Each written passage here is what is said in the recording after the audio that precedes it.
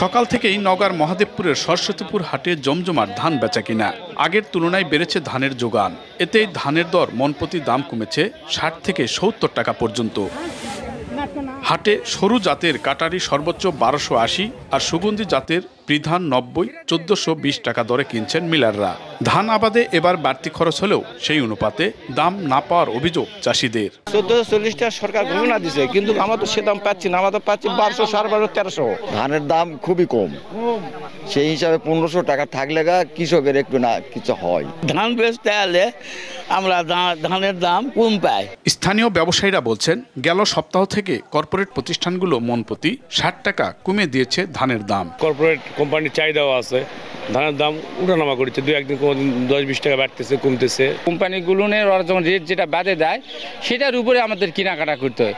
ওরা কম হলে কম করে আমরা কিনি, বেশি হলে আমরা বেশি কিনি। জেলায় ৫টি কর্পোরেট প্রতিষ্ঠানের ৫৪টি অটো ও ৭৫০ হাস্কিং মিল রয়েছে। জেলা কৃষি সম্প্রসারণ অধিদপ্তরের তথ্য বলছে, চলতি মৌসুমে জেলায় ১,৯৩,০০০ হেক্টর জমিতে ধানের আবাদ করা হয়েছে, যেখান থেকে ধান পাওয়ার লক্ষ্যমাত্রা ধরা হয়েছে ১২ লাখ মেট্রিক টন।